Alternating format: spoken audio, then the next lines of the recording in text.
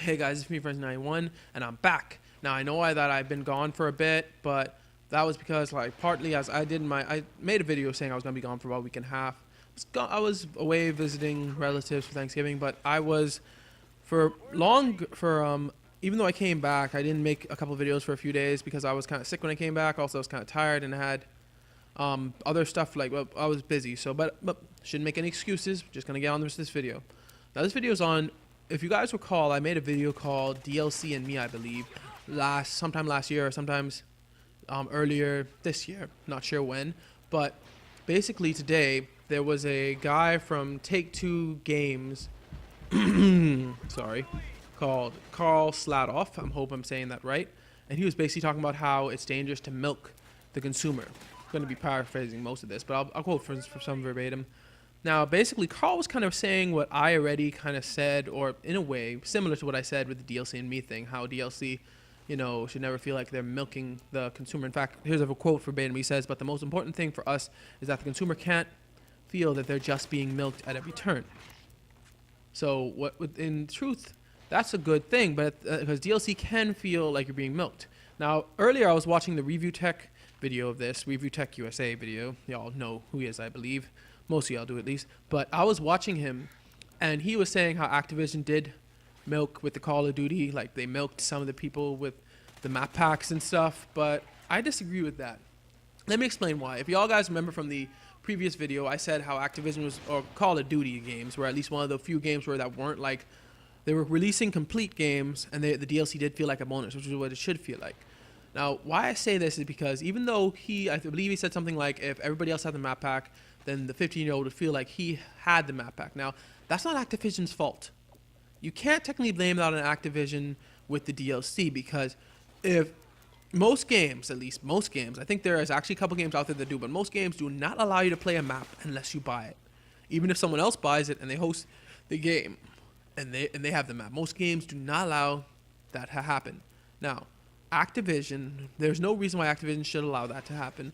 So if everyone else buys, using that logic, no game that didn't allow that to happen should ever bring out map packs, because map packs do, let's face it, we're online. We like to play on different maps. Map packs do make us feel like we should buy the DLC to play with our friends who have the DLC, because there's different maps, and maps are like half of, or even more than half of the enjoyment of playing first-person shooters.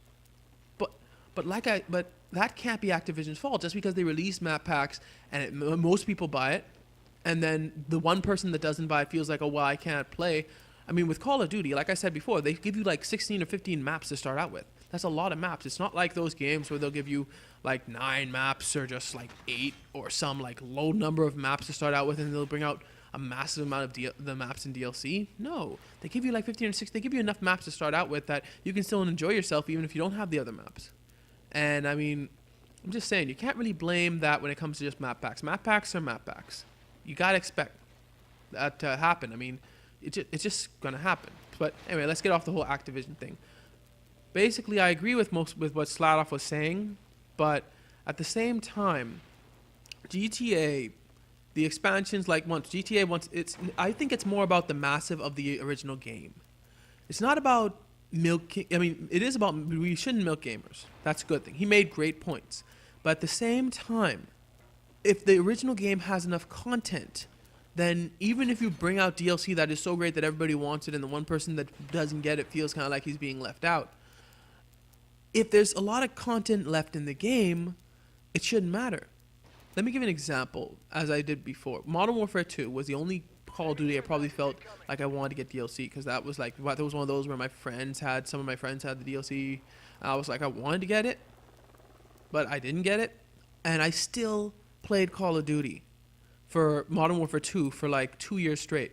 I think I stopped in a bit to play some Black Ops, but Black Ops kind of got, I'm not going to say boring exactly, but kind of got like where I went back to Modern Warfare 2 because it was more enjoyable. Let's go with that.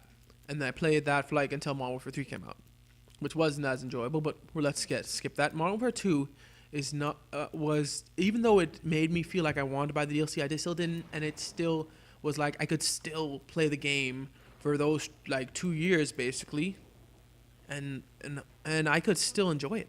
I didn't feel like I didn't feel like I was just playing. I feel like I was actually enjoying the game. And that's because the game came with so much content. It came with so much modes, so much maps. You know, I believe if a game comes out, nowadays, let's face it, gamers expect a game to last them until the next game comes out. That's because nowadays games are expected of more. They're expected to come with more, right? But it's not exactly new that we expect it to last until the next one come out. Let's say some old games that came out and that, at least for me, lasted until probably long after the next one came out. Let's just go with the original Mario Brothers. Even after you beat Bowser many times in level 8, you went back and you played because there were so many levels in Mario Brothers.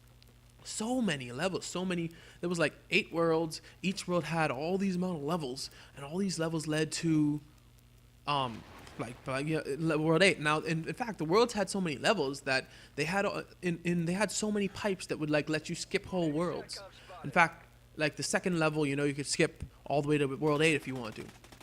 But I'm just saying, so Mario, even though Mario was a game where you could like skip to level 8, beat Bowser, you could beat the game relatively quickly, it still took so long to play that you just, I mean, we were playing Mario, those of you guys who owned original Nintendos or the NES, at least for me, I was playing Mario for so long. I was like, up until probably I sold my Nintendo at a garage sale or whatever, it was some type of church sale, I think it was. And I was playing it for so long. I mean, because the original Mario game is just so much fun. It had so many levels. I'm pretty sure it still had levels that I had never been to. Because I don't think as a child I ever got to the point where I wanted to just play the whole game from level 1 to level 8. Or at least where I pulled it off. Because I think I just took a pipe at the end, even though I got to certain levels. But like I said, games, we think that it's DLC. DLC isn't technically needed. That's what I'm trying to get my point at. I don't believe DLC is needed to keep gamers interested if you give enough content in the game for them to keep interested till the next game comes out. Certain games can do that. Certain games have done that. Certain games, I believe, are still doing that right now. But it's rare. Games are now believing, or companies are now believing that they need DLC. DLC should be a bonus. It shouldn't be something that is needed to keep the game fresh until the next installment comes out. Or the next game that's going to keep us occupied comes out. The game should be fun by themselves enough. That $60 you spend for a game should be enough to keep you, I believe, until the next game comes out. And people could say like, oh well, we didn't used to expect that, but yes, we did. And like I said before, in old Nintendo games, those games you played over and over again, and they lasted you for so long. I mean, it's true that when N64 and like PS1 and them came out, that kind of stopped, but not fully. I'm sorry to go back to Nintendo, but I gotta go back like the Mario 64. 120 stars. After you were done beating that game, you wanted to get that 120 stars. And you wanted to do you want to do all the bonuses. There was so much content in games. And this was before DLC was a huge thing. We had content in games that lasted us for so long. Even if we didn't play them the whole time, we would just some days go back and go, you know what? I'm going to play another round of Super Smash. I'm going to play another round of Mario. I'm going to play another round of Donkey Kong. I'm going to play another round of this game. Games used to have so much content piled into them, I feel like. And nowadays, I feel like the game developers are maybe relying on DLC a bit too much. But that's just my opinion. I think that a game should come out. It should be released completely. It should be great. And the DLC that is released should just be a bonus. The DLC, as I said before, bonus. Should be something that we don't have to get, but we like it.